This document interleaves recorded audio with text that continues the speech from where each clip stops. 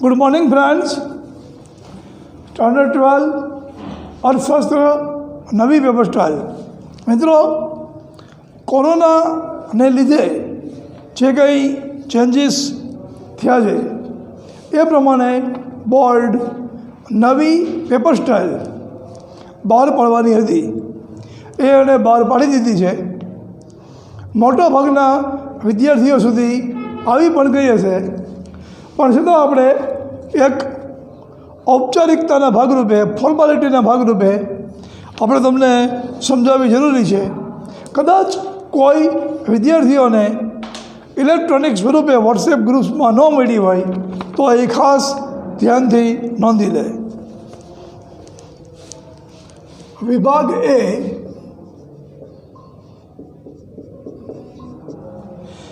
MCQ 15 વિભાગ એના mark રહેશે 15।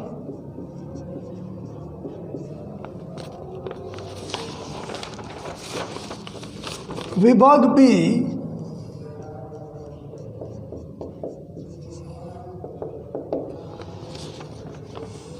विभाग बी ना मार्क्स पण छे 15।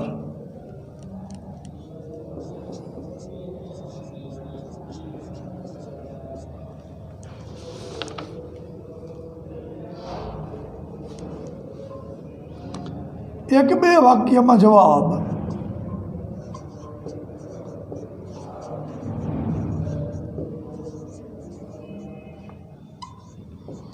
अंदर क्वेश्चन इंटू 1 मार्क ईच। विभाग सी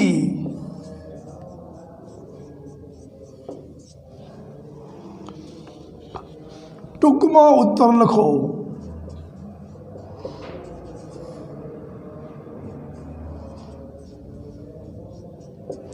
विभाग सी ना मार्क है 24 मार्क।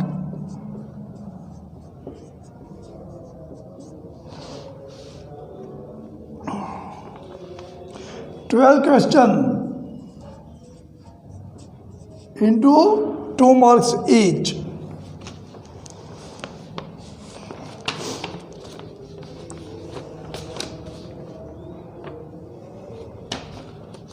विभाग डी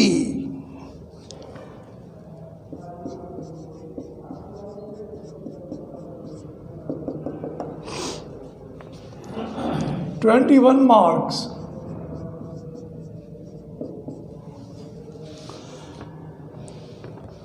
मुद्दासर उत्तर आपो।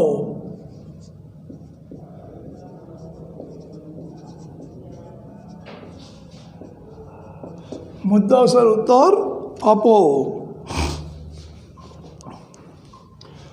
7 क्वेश्चंस इंटू 3 मार्क्स ईच। विभाग ई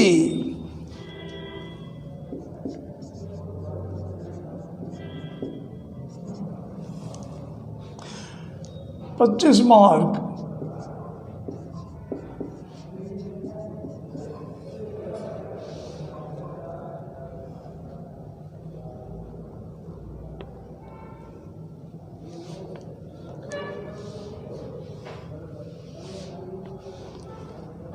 फाइव क्वेश्चंस इंटू 5 मार्क्स। बराबर। આવી રીતે તમારી पेपर स्टाइल बोर्डे बहार पड़ेली छे। इंटरनल ऑप्शन्स छे। इंटरनल ऑप्शन केवी रीते छे तो के विभाग सी में कोईपण 12 प्रश्नों जवाब, विभाग डी में कोईपण 7 प्रश्नों जवाब और विभाग ई में कोईपण 5 प्रश्नों जवाब। एटले के आना ओर में आ एवं नहीं। बराबर। तमने जेटला क्वेश्चन आप्या होय छे ते विभाग में तेमांथी तमारे विभाग डी में, विभाग सी की बात करिए तो विभाग सी में कोईपण 12 क्वेश्चन अंदर आपेलामांथी, विभाग डी में अंदर आपेलामांथी कोईपण 7 क्वेश्चन और विभाग ई में અંદર આપેલામાંથી કોઈ પણ 5 ક્વેશ્ચન આવી રીતે તમને ઇન્ટરનલ ઓપ્શન આપેલા છે. આના ઓરમાં આ એવું આપેલું નથી, એના કરતાં સહેલું કોઈ પણ. બરાબર. તો આવી રીતે તમારે નવી પેપર સ્ટાઇલ છે. મિત્રો, મોટા ભાગના પ્રશ્નો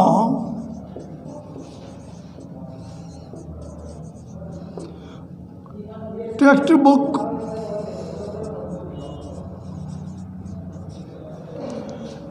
સ્વાધ્યાયના છે.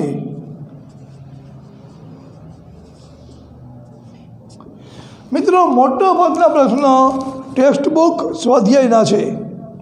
બરાબર. તો બોર્ડે આપણને એક દિશા સૂચન આપ્યું છે કે વિદ્યાર્થીઓએ કેવી રીતે શેની તૈયારી કરવાની છે.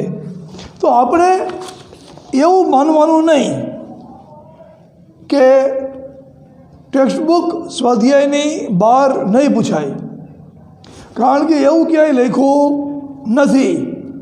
પણ એમણે પોતે જે સેમ્પલ પેપર આપ્યું છે એ મોટા ભાગના પ્રશ્નો ટેક્સ્ટ બુક સ્વાધ્યાયના છે. એટલે આપણે ટેક્સ્ટ બુક સ્વાધ્યાય બરાબર પાકું કરવું, આપણે એવી અપેક્ષા રાખી શકીએ કે બોર્ડનું પેપર પણ ટેક્સ્ટ બુક સ્વાધ્યાયનું હશે. બોર્ડનું પેપર પણ ટેક્સ્ટ બુક સ્વાધ્યાયનું હશે એવી આપણે અપેક્ષા રાખી શકીએ. બરાબર. એક ફોટોગ્રાફ મોકલી છે આનો.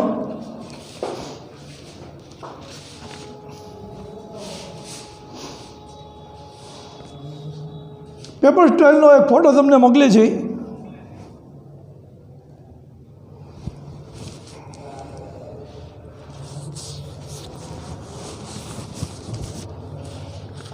ચાલો, હવે પેપર સ્ટાઇલ અંગે કોઈને પણ કંઈ ડાઉટ ક્વેરી હોય તો પૂછે. સ્ટુડન્ટ્સને અનમ્યુટ કરી છે.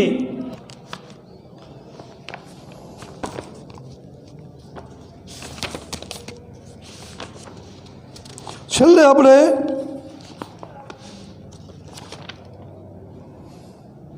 આધુનિક ખેતીમાં ટેકનોલોજીકલ પરિબળોથી બાકી હતું.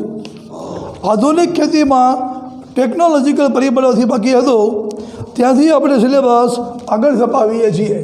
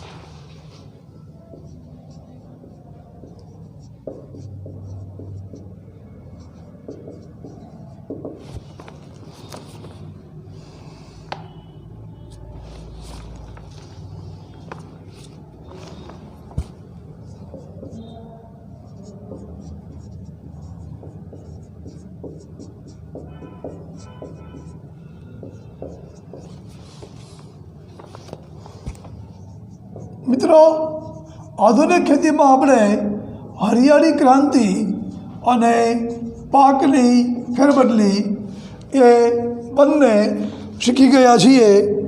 હવે આપણે ટેકનોલોજીકલ પરિબળો.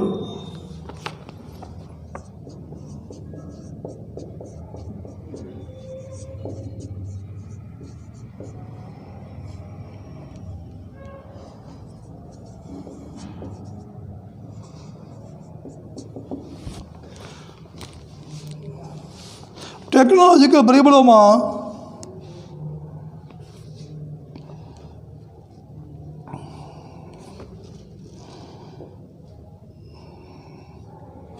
પાકની ફેરબદલી,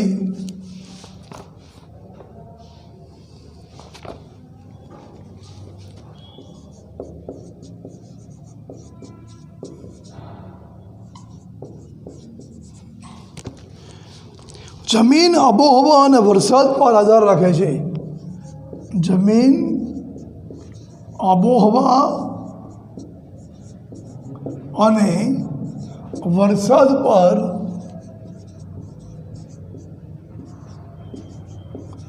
આધાર રાખે છે.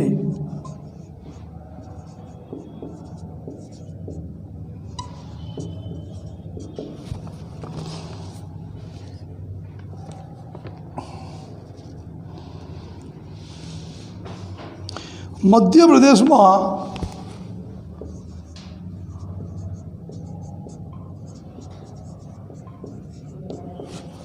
બાજરીનો પાક લીધા પછી મધ્યપ્રદેશમાં બાજરીનો પાક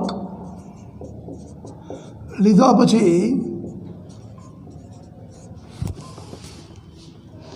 ચોખાનો પાક લેવામાં આવે છે. ચોખાનો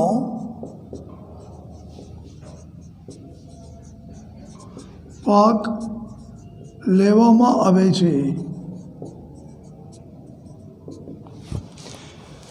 ટેકનોલોજીકલ પરિબળો. મિત્રો, પાકની ફેરબદલી જમીન આબોહવા અને વરસાદ પર આધાર રાખે છે. મધ્યપ્રદેશમાં બાજરીનો પાક લીધા પછી ચોખાનો પાક લેવામાં આવે છે. બરાબર.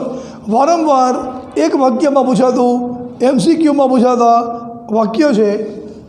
પાકની ફેરબદલી શેની પર આધાર રાખે છે? પાકની ફેરબદલી જમીન આબોહવા અને વરસાદ પર આધાર રાખે છે. મધ્યપ્રદેશમાં બાજરીનો પાક લીધા પછી શેનો પાક લેવામાં આવે છે? વારંવાર પૂછાતો પ્રશ્ન. મધ્યપ્રદેશમાં બાજરીનો પાક લીધા પછી ચોખાનો પાક લેવામાં આવે છે. મિત્રો, આ તો થયું પુસ્તકીય જ્ઞાન, પણ થોડું આપણે મોટા ધોરણમાં હજી આપણે એગ્રીકલ્ચર ભણવાના છીએ. India is an agrarian country. Bharat એક ખેતી પ્રધાન દેશ છે. તો જ્યાં સુધી કોમર્સ ભણશું ત્યાં સુધી એગ્રીકલ્ચર આવશે. તો આપણને આનો કન્સેપ્ટ ખબર હોવી જોઈએ. આપણો કન્સેપ્ટ ક્લિયર હોવો જોઈએ કે પાકની ફેરબદલી શું કામ. મિત્રો, જમીનની અંદર એકનો એક પાક લીધા કરી તો એ પાકના સર્જન માટે જમીનમાંથી કોઈ ચોક્કસ રસકસ ચૂસાઈ જાય અને જમીન પછી એ પાકને અનુકૂળ ન રહે, કારણ કે એના તત્વો જમીનમાંથી ચૂસાઈ ગયા છે. એટલા માટે જમીનમાં પછી બીજો પાક લેવો જોઈએ. જમીનમાં બીજો પાક લેવો એ સમયે એ પાકને અનુકૂળ ખાતર નાખવામાં આવશે. આથી જમીનમાં નવા પ્રકારના રસકસ આવશે અને ફરીવાર જમીન જૂના પાક માટે તૈયાર થઈ જશે. તો આવી રીતે આપણે પાકની ફેરબદલીથી સતત વધુને વધુ ઉપજાઉ ખેતી કરી શકીએ. તો આ હતા ટેકનોલોજીકલ પરિબળો. એવી જ રીતે પાકની ફેરબદલીમાં આર્થિક પરિબળો પણ છે. પાકની ફેરબદલીના આર્થિક પરિબળો.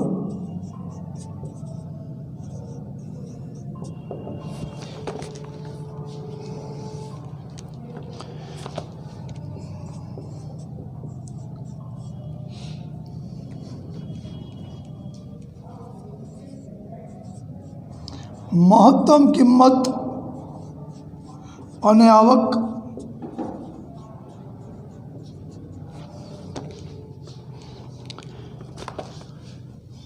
સાધનોની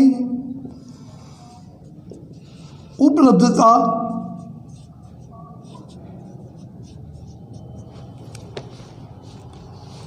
ખેતરનું કદ,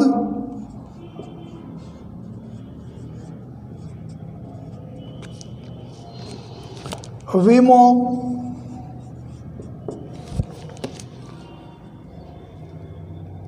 અને મુદત. તો મિત્રો, આર્થિક પરિબળોમાં મહત્તમ કિંમત અને આવક। તો સૌથી પહેલાં તો સવાલ એ થાય કે આ ટેકનોલોજીકલ પરિબળનો ભાગ કેવી રીતે, પાકની ફેરબદલીનો ભાગ કેવી રીતે, તો એ પણ આપણો કન્સેપ્ટ ક્લિયર હોવો જોઈએ, બરાબર, કે પાકની ફેરબદલીમાં ગમે તે પાક લેવાનો નહીં। પાકની ફેરબદલી કરવી છે તો બોલો ગમે તે પાક લઈ લે, એવું નહીં। જે પાકની મહત્તમ કિંમત મળતી હોય, જે પાકની મહત્તમ કિંમત મળતી હોય અને એટલે જેનાથી મહત્તમ આવક થવાની હોય, પાકની મહત્તમ કિંમત મળતા જેમાંથી મહત્તમ આવક થવાની હોય એવો પાક લેવાય। હવે મિત્રો આમાં કિંમત ને આવક બે લેખા, બેમાંથી એક કિંમત લખો એટલે આવી જ જાય ને, મહત્તમ કિંમત મળે તો મહત્તમ આવક મળે જ ને?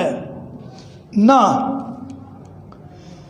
કાજુની મહત્તમ કિંમત મળે પણ કાજુને ઉગાડતા જે ખર્ચ થાય તો મહત્તમ આવક કદાચ ન પણ મળે। તો મહત્તમ કિંમત અને મહત્તમ આવક બંને અલગ રીતે વિચારવાની વસ્તુઓ છે। તો પાકની ફેરબદલી એના આર્થિક પરિબળોમાં સૌથી પહેલું આવે છે મહત્તમ કિંમત અને મહત્તમ આવક।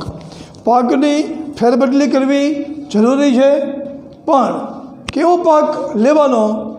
જે પાકની મહત્તમ કિંમત મળતી હોય અને જે પાકની ઉગાડવાથી, જે પાકને વેચવાથી મહત્તમ આવક થતી હોય એવો પાક લેવો જોઈએ। બીજું, સાધનોની ઉપલબ્ધતા। તમે જે પાક ઉગાડવા ઈચ્છો છો એ પાકમાં કયા કયા સાધનો જોઈશે એનો અગાઉથી વિચાર કરી લેવો જોઈએ। કયા પ્રકારનું બિયારણ, કયા પ્રકારના ખાતર, કયા પ્રકારની જંતુનાશક દવા, કયા પ્રકારના યંત્રો, બરાબર, એ બધો જ વિચાર કરીને એ પછી જે સાધનો ઉપલબ્ધ હોય, માલિકીના હોય કે પછી ભાડે હોય, એનું મહત્ત્વ નથી, આપણા માટે ઉપલબ્ધતા મહત્ત્વની છે, સાધન પ્રાપ્ત થવું મહત્ત્વનું છે। તો જેની ખેતી કરવી છે એ ખેતીને અનુકૂળ સાધનોની ઉપલબ્ધતા હોય તો એવી પાકની ફેરબદલી કરાય। પાકની ફેરબદલી એવા પાકની ન કરાય કે જેના સાધનો મળી શકે તેમ ન હોય। પછી ખેતરનું કદ। મિત્રો, મેં તમને કહેલું કે ઘર પાસે એક ખાડો ખોદાવવો હોય તો એમાં જેસીબી મંગાવવું મોંઘું પડે। ઘર પાસે ગુલાબનો છોડ વાવવો છે અને ખાડો ખોદવો છે તો હવે તો નવી ટેકનોલોજીનો જમાનો છે, આધુનિક થઈ જાઓ, મોડર્ન, ચલો ભાઈ જેસીબીનો એક ફોન કરી દો, મોંઘું પડે। તો એવી રીતે ખેતરનું કદ, ખેતરના કદને ધ્યાનમાં રાખીને જે કંઈ ક્વોન્ટિટી, જે જથ્થામાં બિયારણ, જંતુનાશક દવા, સ્પ્રેયર કે બધા યંત્રો મળે છે, જે ભાડે મળે છે, તો આપણું ખેતર મિનિમમ એટલા કદનું હોવું જોઈએ કે આપણને યંત્રો પોષાય। બીજું, એ પાકનો વીમો મળતો હોવો જોઈએ। જે પાકનો વીમો ન મળે એ પાક લેવાય નહીં। અને કદાચ ખેતર ભાડે લીધેલું હોય, કદાચ ખેતર ભાડે લીધેલું હોય તો એ પાકને ઉગવામાં જેટલો સમય લાગે એટલી મુદત આપણી પાસે હોવી જોઈએ, બરાબર। તો આ છે પાકની ફેરબદલીના આર્થિક પરિબળો। હવે આપણે એકચ્યુઅલી શીખી જઈશું આધુનિક ખેતી, એમાં સૌથી પહેલાં શીખા હરિયાળી ક્રાંતિ, પછી શીખા પાકની ફેરબદલી, હવે થર્ડ, હા ફોટો પાડવાનો। થેન્ક યુ સંજયભાઈ, એક મિનિટ હો।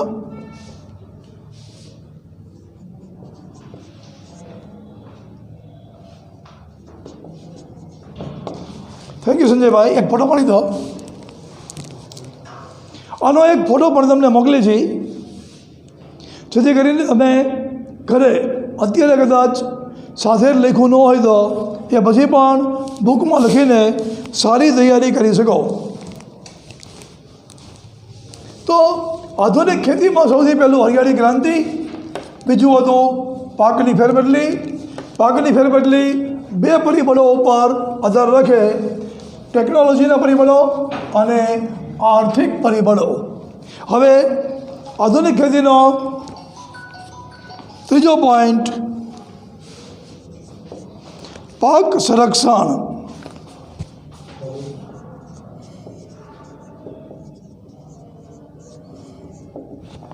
પાક સંરક્ષણ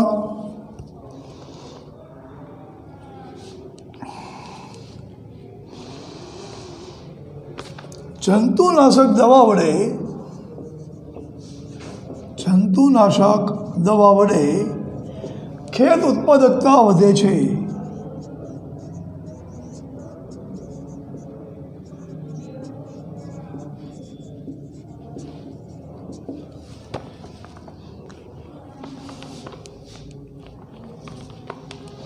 ભારતમાં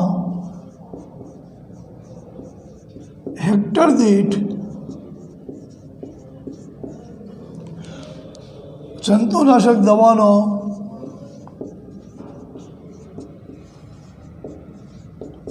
ઉપયોગ ઓછો છે.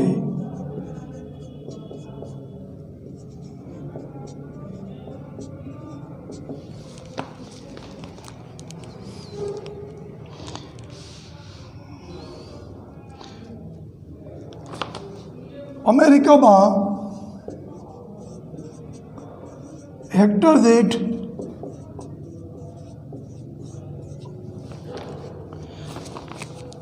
7 kg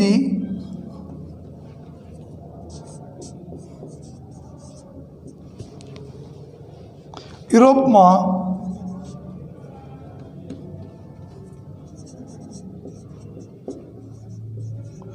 2.5 kg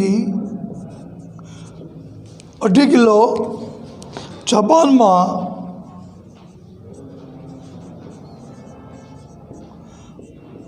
12 kg 12 કિલો, કોરિયામાં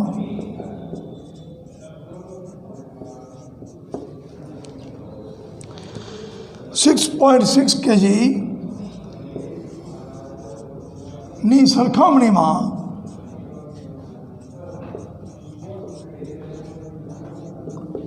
ભારતમાં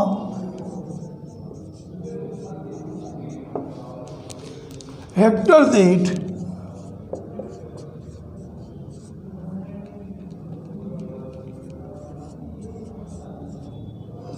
માત્ર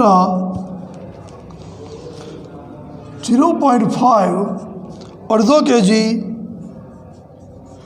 જંતુનાશક દવા વપરાય છે. જંતુનાશક દવા વપરાય છે.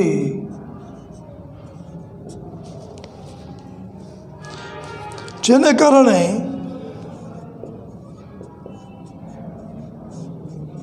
ભારતમાં 15 થી 25% પાક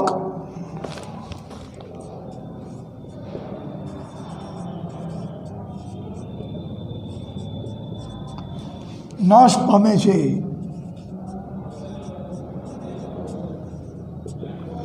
ભારતમાં નીચી ખેત ઉત્પાદકતા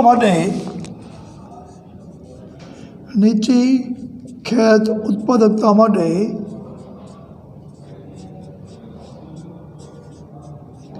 આ એક મહત્વનું જવાબદાર પરિબળ છે.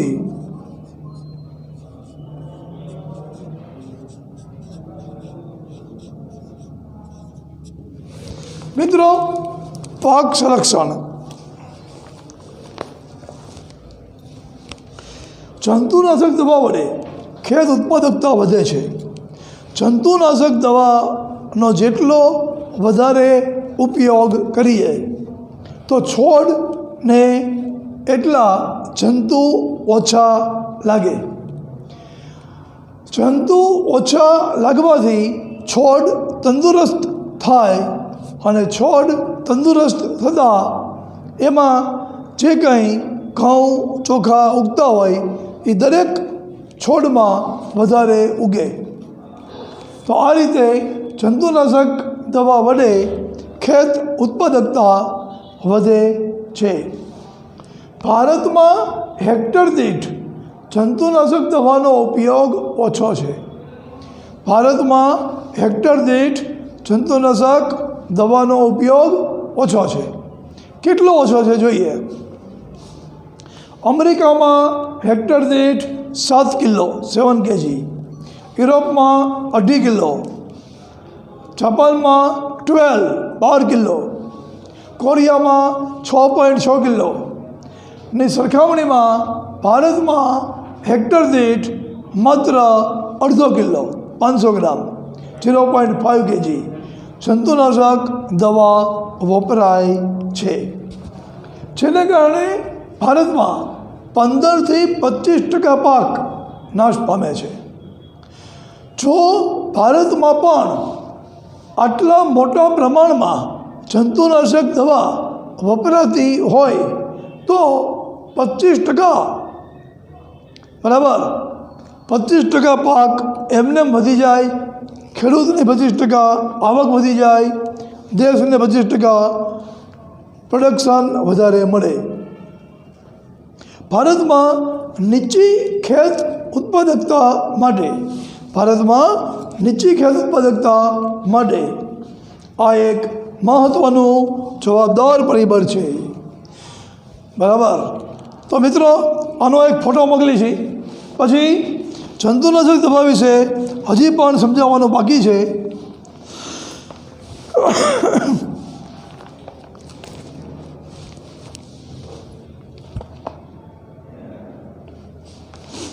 હવે મિત્રો સવાલ એ થાય કે 25% જેટલો પાક જંતુનાશક દવાના અભાવે નાશ પામે છે, તો ભારતમાં શા માટે એનો આટલો બધો ઓછો ઉપયોગ છે? તો મિત્રો એ પણ હવે આપણે સમજવાનું છે કે ભારતમાં જંતુનાશક દવાના ઓછા ઉપયોગ માટે કયા કારણો જવાબદાર છે. ભારતમાં જંતુનાશક દવાઓ વિશેની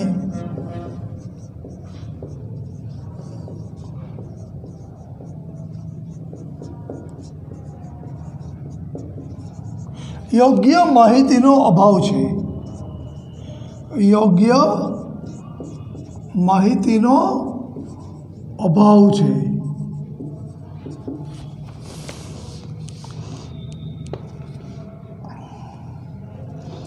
જંતુનાશક દવાઓ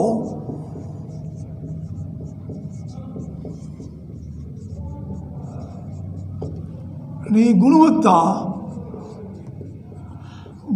એટલે ક્વોલિટી ભારતમાં હલકા પ્રકારની છે, હલકી ક્વોલિટી છે.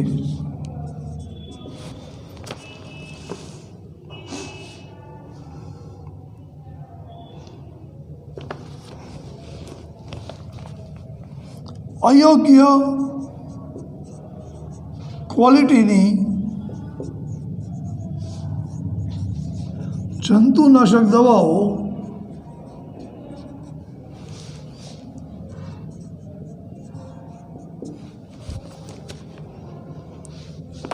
પર્યાવરણ અને માનવ જાત માટે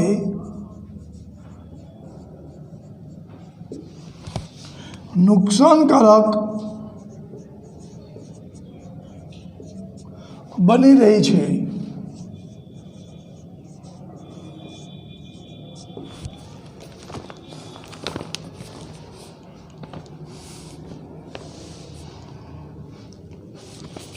બરાબર.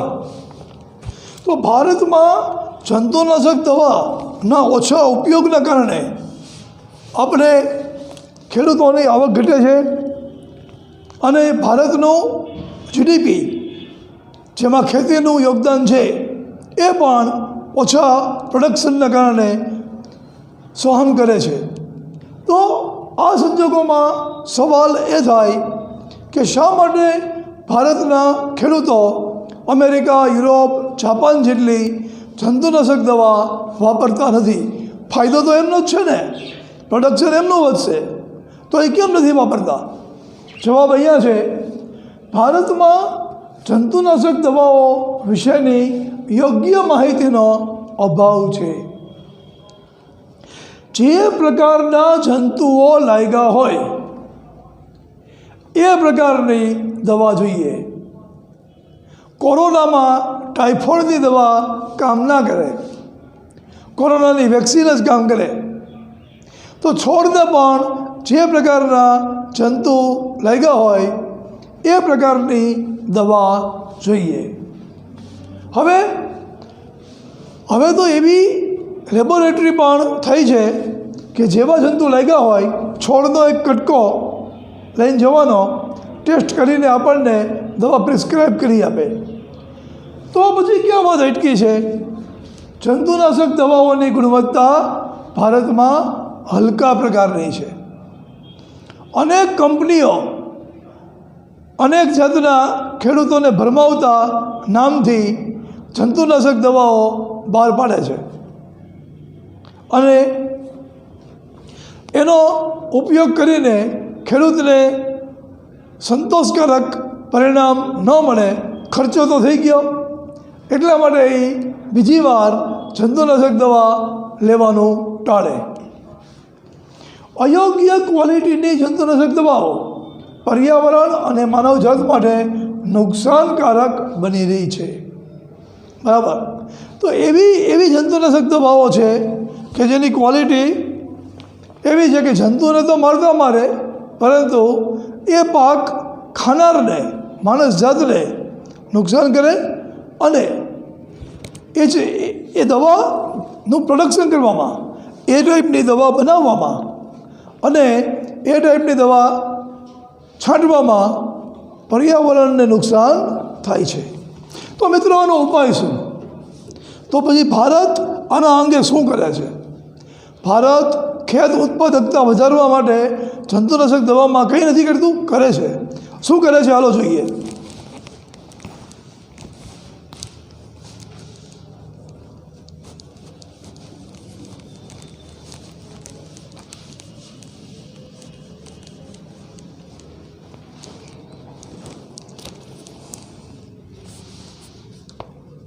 CIBRC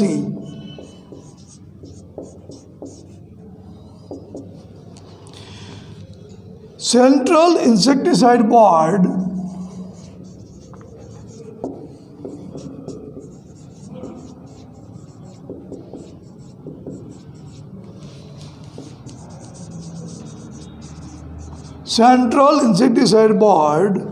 and Registration Committee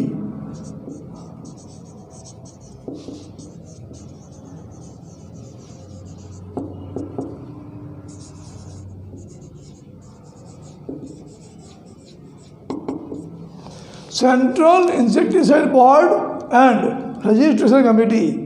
મિત્રો, આ CIBRCનું ફૂલ ફોર્મ એક્ઝામમાં પૂછાય છે, યાદ રાખી લેવાનું. આપણે ગુજરાતીમાં પણ લખી શકીએ, ગુજરાતી મીડિયમમાં ગુજરાતી લખી શકાય. Central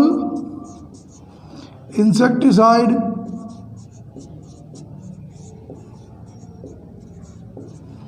board and registration committee. Central insecticide board and registration committee ભારતના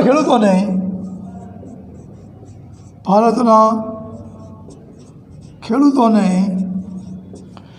જંતુનાશક દવાઓ વિશે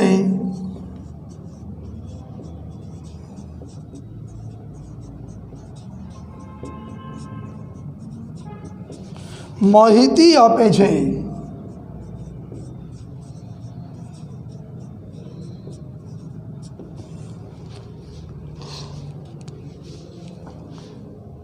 તેનું પ્રમાણ એટલે માપ. ઉપયોગનો સમય,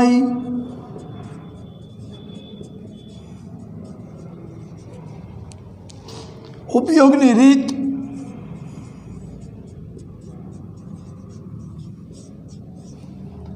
અને ઝેરીપણા વિશે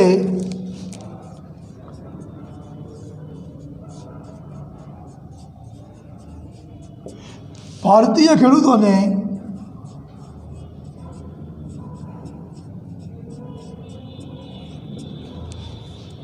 માહિતગાર કરે છે.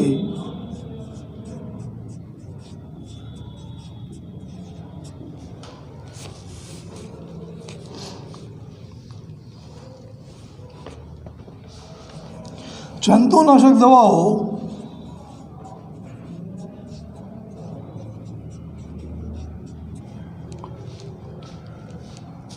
માનવ માટે બિનઝેરી બને,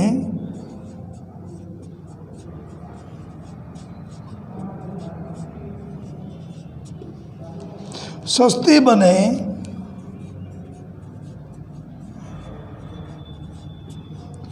તેવા પ્રયત્નો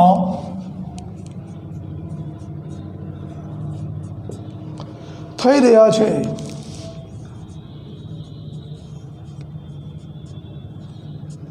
તો મિત્રો, આધુનિક ખેતીમાં એક આપણે જોયું પાક સંરક્ષણ.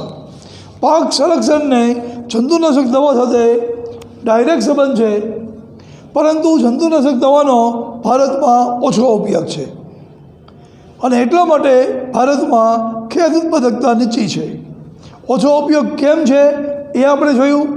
હવે એ ઓછા ઉપયોગને વધારવા માટે ભારત શું કરે છે એ અત્યારે બોર્ડ ઉપર છે. ભારતે CIBRC નામની સંસ્થા સ્થાપી છે.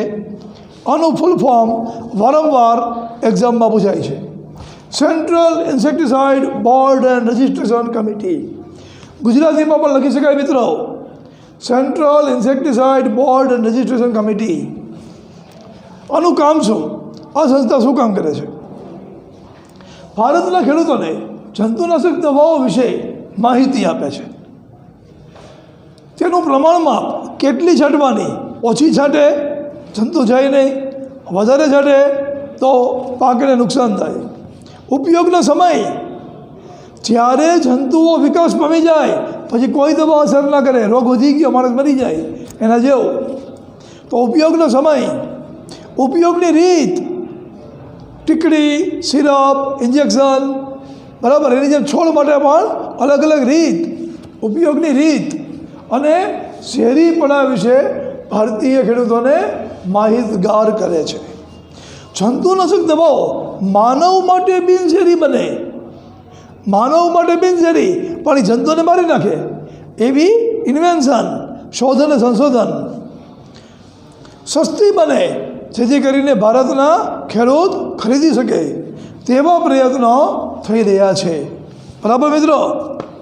તો હવે છેલ્લો પોઈન્ટ, નેક્સ્ટ લેક્ચર કેટલા વાગે છે? 1 પોઈન્ટ બાકી છે, લઈ લઉં એવું છે? 5 મિનિટ છે ને હજી? તો મિત્રો આનો એક ફોટો મોકલી છે.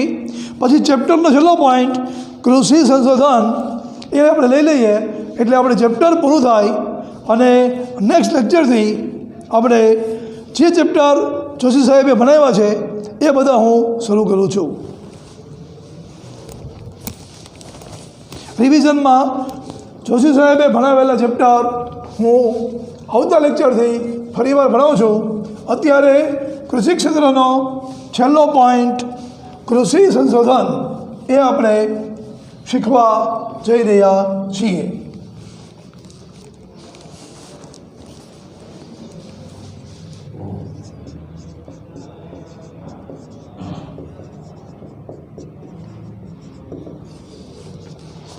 ICAR, Indian Council of Agriculture Research, ICARનું ફૂલ ફોર્મ શું? ઇન્ડિયન કાઉન્સિલ ઓફ એગ્રીકલ્ચરલ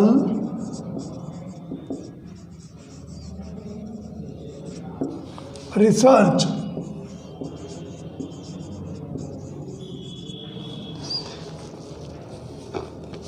ભારતમાં કૃષિ સંશોધન કરાવે છે. મિત્રો ગુજરાતીમાં પણ લખી શકો. ICARનું ફૂલ ફોર્મ વારંવાર પૂછાય છે. ગુજરાતીમાં પણ લખી શકો Indian council of agricultural research. આ સંસ્થા શું કરે? આ સંસ્થા ભારતમાં કૃષિ સંશોધન કરાવડાવે. બાગાયત ખેતી,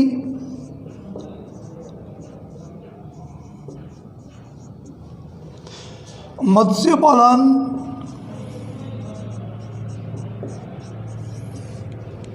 પશુપાલન,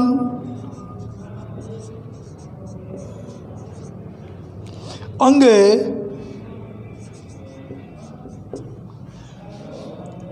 નવી સમજ વિકસાવે અને ફેલાવે.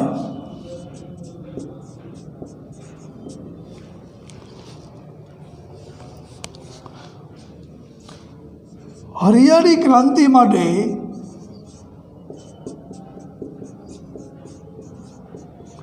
આ સંસ્થાએ સફળતાપૂર્વક કામ કરેલું. હરિયાળી ક્રાંતિ માટે આ સંસ્થાએ સફળતાપૂર્વક કામ કરેલું. બરાબર. તો આધુનિક ખેતીનો છેલ્લો પોઈન્ટ કૃષિ સંશોધન. આધુનિક ખેતીમાં કૃષિ સંશોધનનું કામ ભારતમાં ICAR નામની સંસ્થા સંભાળે છે. મિત્રો ICARનું full form Indian council of agricultural research એ ભારતમાં કૃષિ સંશોધન કરાવડાવે છે. એક વાક્યમાં પૂછાય, MCQમાં પૂછાય, ભારતમાં કૃષિ સંશોધન કોણ કરાવડાવે છે? ભારતમાં કૃષિ સંશોધન Indian council of agricultural research કરાવડાવે છે. એ શું કરાવડાવે? બાગાયત ખેતી. પરંપરાગત ખેતીથી અલગ બાગાયત ખેતી, ફળ ફૂલની ખેતી, ઔષધિઓની ખેતી, એને કહેવાય બાગાયત ખેતી. મત્સ્યપાલન, કેમ કરીને મત્સ્યપાલન વધારે ફળદાયક બને. પશુપાલન, કેમ કરીને પશુપાલન વધારે આવક આપનારું બને, વધારે દૂધ આપનારું બને, અંગે નવી સમજ વિકસાવે અને ફેલાવે. આ સંસ્થાનો વિશ્વાસ કેમ કરી શકીએ? એનો કોઈ ટ્રેક રેકોર્ડ ખરો? હા, હરિયાળી ક્રાંતિ માટે આ સફળતાપૂર્વક કામ કરેલું. હરિયાળી ક્રાંતિ માટે આ સંસ્થાએ સફળતાપૂર્વક કામ કરેલું. બરાબર. તો એક જ મિનિટ વિજયભાઈ.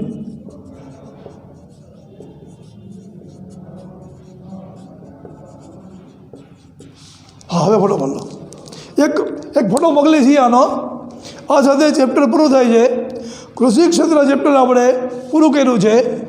હવે આપણે નેક્સ્ટ લેક્ચરથી ફર્સ્ટ ચેપ્ટરથી શરૂ કરીશું. ડાઉટ